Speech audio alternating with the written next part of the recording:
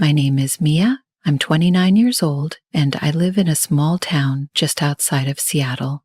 People say it rains a lot here, but I like the rain. It makes everything feel softer. I work from home. I'm a freelance designer most of the time. I draw simple things: logos, menus, invitations for weddings. It's not exciting, but I enjoy it. I like sitting by the window with a cup of tea, drawing slowly while the rain taps on the glass. My world is quiet, and I love it that way. I've never liked noise, not the kind you hear from the street or the kind people carry in their voices. I enjoy silence. I enjoy stillness. I enjoy slow mornings, warm socks, and soft music in the background. I enjoy peace. My boyfriend Eli understands that. That's why I loved him. Eli is 34. He teaches literature at a local high school.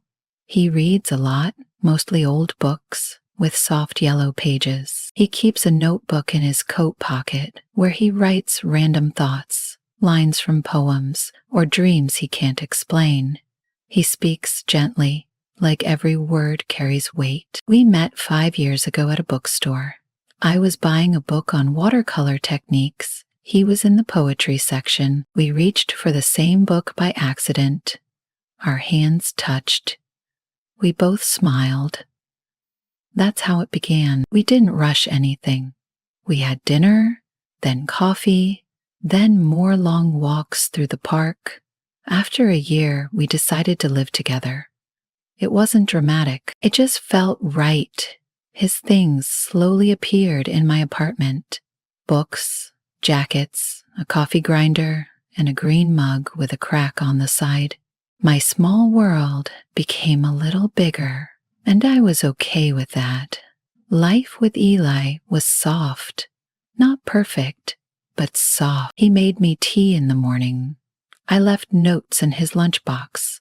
We listened to the same jazz album every Sunday while doing laundry. We didn't go out much.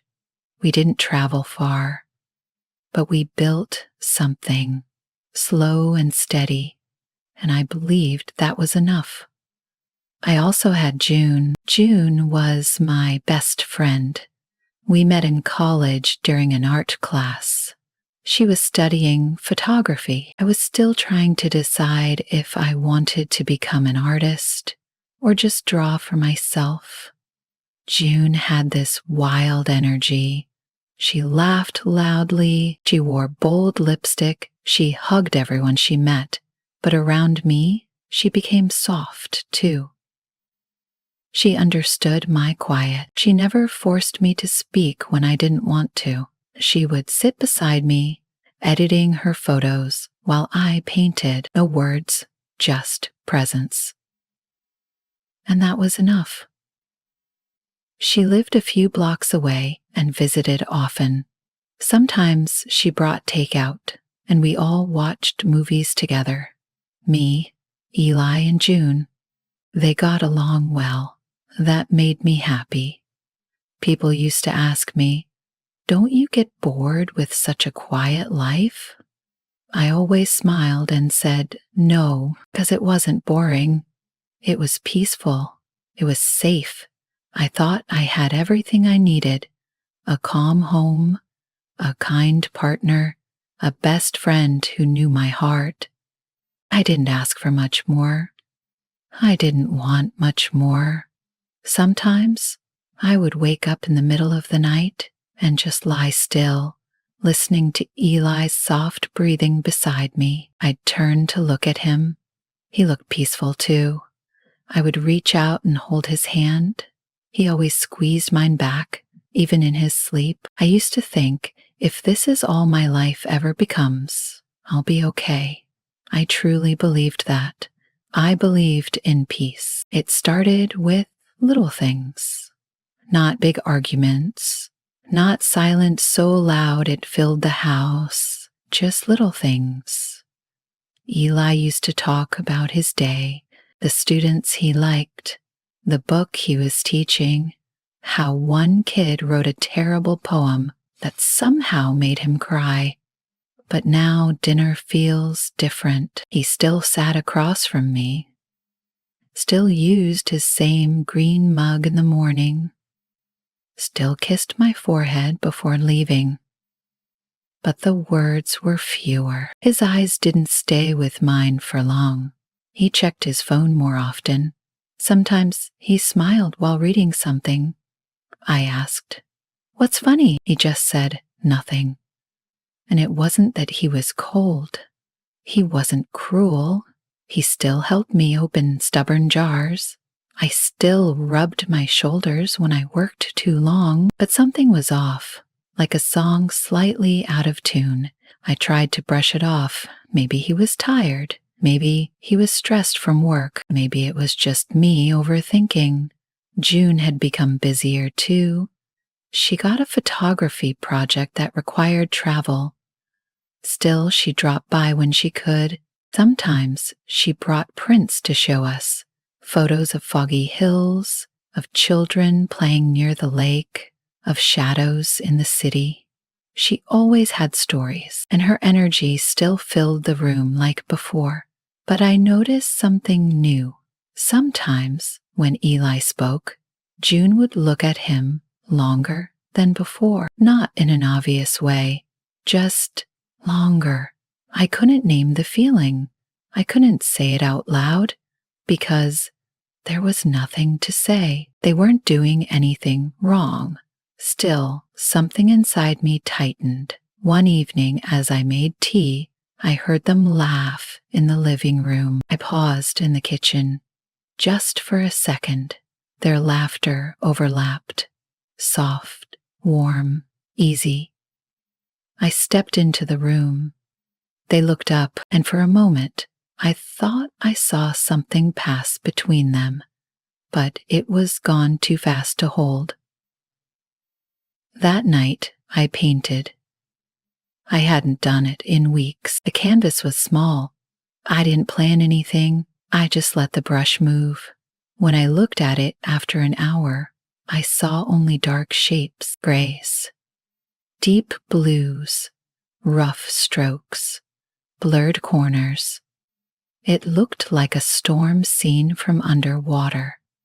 I didn't remember choosing those colors. I placed the brush down, turned off the light, and went to bed. Eli was already asleep. His back was turned. I didn't touch him. The next morning, he said he had a teacher's workshop in another town. 3 days. "Since when?" I asked. He shrugged. "It was last minute. I forgot to tell you." He packed a small bag, kissed me before leaving. His smile was tired, or maybe just polite. I couldn't tell. When the door closed, the apartment felt colder. I wrapped myself in a blanket, though the weather wasn't cold. I tried to work. I tried to draw something cheerful for a wedding client, but everything I drew looked wrong. The flowers looked dead. The font felt too sharp. Even the hearts looked like they were breaking. That evening, I opened my closet and pulled out an old hoodie I hadn't worn in years. It smelled like dust and something familiar. I sat on the floor wearing it, not moving. My phone buzzed. A message from June. "Want to grab coffee later this week?" I stared at it for a long time. Did she know Eli had left? Was she just being friendly? I didn't answer. I turned off my phone. Sat in the dark. It was too soon to name what I felt. Too unclear to call it fear or sadness. Something inside me had shifted. I didn't know what it was, but it was there. I told myself not to think too much, but some thoughts don't leave, no matter how quiet you try to be. It was a Thursday when I came home early. The client meeting I had was canceled last minute. I decided not to text Eli, I thought I'd surprise him. We hadn't had lunch together in a while. The sun was low, casting long shadows through the trees. The sky was soft and pale, like a painting before color. When I opened the door, I noticed something right away. The air smelled different, like someone had lit a candle or opened a window to let something in or out. I stepped inside quietly. My shoes didn't make a sound on the wooden floor. I heard voices, soft, too soft, a whisper, a laugh. It was coming from the bedroom. My heart didn't race. It didn't even beat louder. It just stopped listening. I walked slowly down the hallway. Every step felt far away, like it belonged to someone else. The door was half closed. The window in the room was still open. Curtains danced with the wind. And there, through that moving veil of white, I saw them. Eli, June. Her hands were on his shoulders. He was smiling. And just like that, the painting in my mind broke. I didn't scream. I didn't cry. I didn't say a word. I stood there, watching. Long enough for them to see me. June turned first. Her eyes grew wide. She stepped back. Eli turned slowly, like he already knew I was there. He didn't say my name. He didn't move. The of us stood in silence. But only I was truly still. I couldn't feel my hands. I couldn't feel my feet. Couldn't feel the floor. I opened my mouth, but no sound came out. I think I shook my head. I think I blinked. Then I turned. I walked out, closed the door behind me. The wind followed me down the street. I didn't take my phone. I didn't take my bag. I didn't even take my coat. The air was cold, but my skin didn't notice. I walked past the bakery, past the bookstore where we first met, past the cafe where June once spilled her coffee. She laughed so hard we couldn't breathe. Each place felt like a photograph that had been burned around the edges. I didn't go to my mother's house. I didn't go to June's apartment. I walked until I reached the lake. There was no one there, just the sound of water and birds that didn't know anything had changed. I sat on a bench, and for a long time, I stared at the water. I tried to cry. I really did, but the tears stayed stuck somewhere deep, hidden under too many layers. I closed my eyes and tried to remember the last time Eli looked at me and really saw me. I couldn't. I tried to remember the last time June hugged me and meant it. I couldn't. I opened my eyes. The wind had picked up. The sky had darkened. I walked back home slowly, my legs heavy like wet paper. When I reached the apartment, I stood at the door for a long time. I didn't want to go in, not because I was angry, not because I was sad, but because I didn't know who I was when I walked out, and I didn't know who I'd be if I walked back in. Still, I opened the door.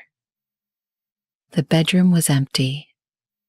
The window was still open. A cold breeze moved through the space where something warm used to live.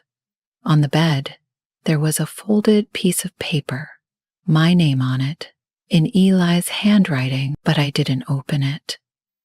Not yet. Instead, I sat down at the edge of the bed. I looked at the painting I had made days ago. Dark shapes, deep blues, heavy strokes. I finally understood what I had painted. It wasn't a storm.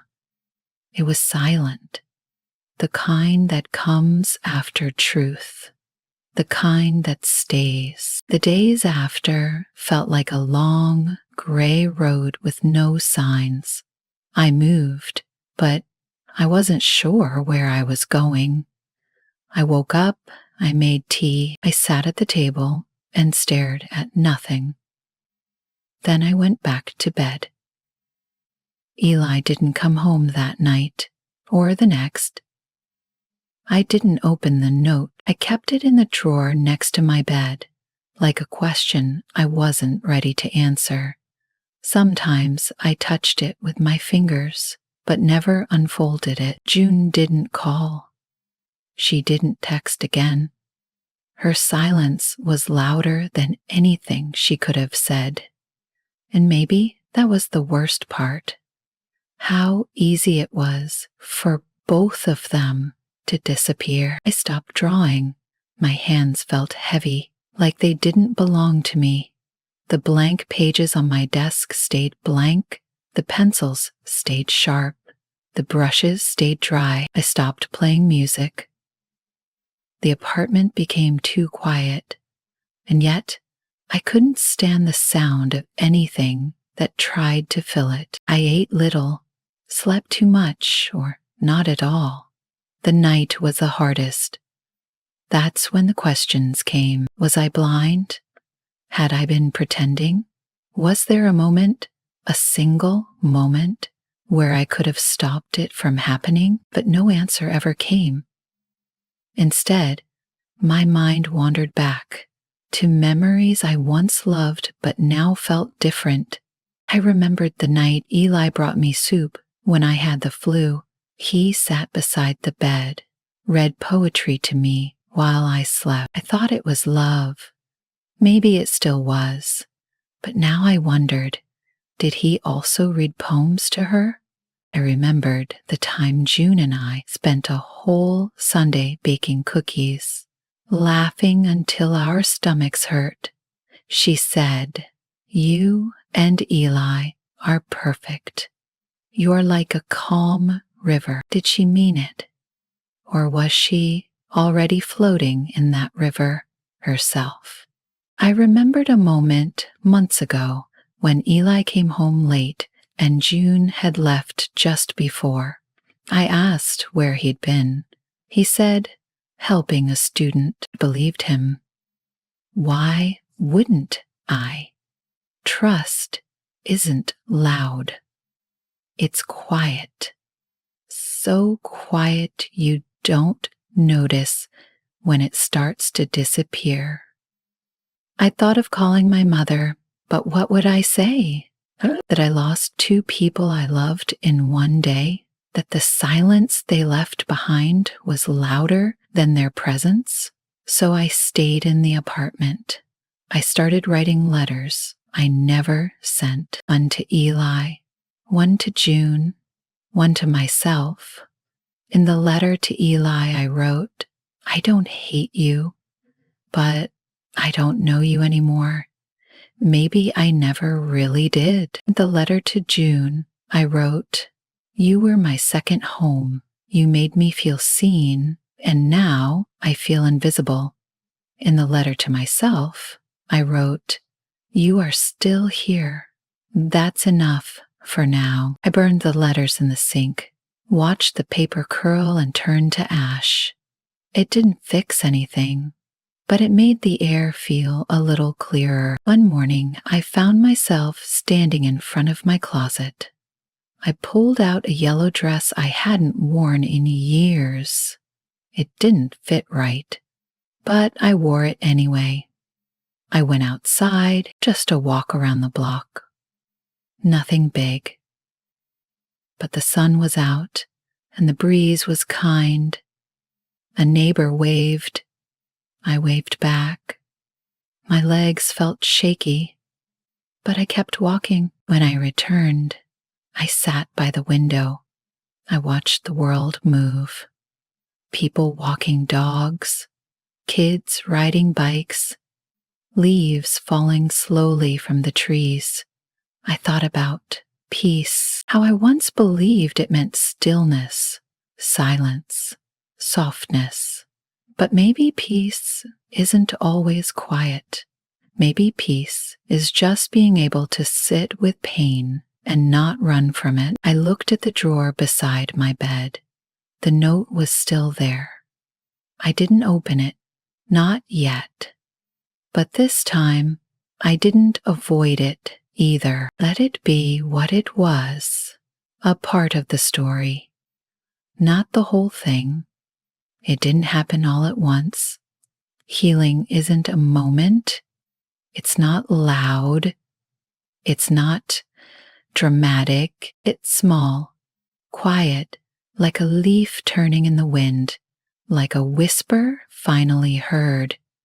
One morning, I woke up before the sun. The sky outside was a soft gray, the kind that promises rain but gives you light instead. I stretched my arms, and for the first time in weeks, my body didn't feel heavy. I made tea. I stood by the window while the water boiled and watched the world slowly come alive. A man walked his dog. A woman pushed a stroller. A bird landed on the railing and tilted its head like it was listening. I took a sip of tea and thought, maybe today I'll go somewhere. I didn't have a plan, but I got dressed anyway. I chose jeans and an old sweater that smelled like lavender. I tied my hair back. I opened the drawer. The note was still there. I looked at it. I held it in my hand. Then, without opening it, I placed it inside a box and taped it shut. I wrote nothing on the box. I just slid it under the bed. Then I picked up my bag and walked out. I didn't go far, just to the old bookstore downtown, the one where I met Eli. I hadn't stepped inside since that day. The bell over the door still made the same soft sound. The smell of old pages wrapped around me like an old song. I walked slowly between the shelves. I wasn't looking for anything, but then I saw it on a small table near the back. A poetry book, the same one he had reached for when our hands first touched. I picked it up. I didn't feel pain. I didn't feel angry. I felt still. I opened the book and flipped through the pages. One line caught my eye. I am not broken. I am in bloom. I read it again. And again. And again tears came, not loud, just soft ones, rolling down slowly, like they had been waiting. I bought the book. As I walked home, the clouds opened just enough to let the sun touch my face.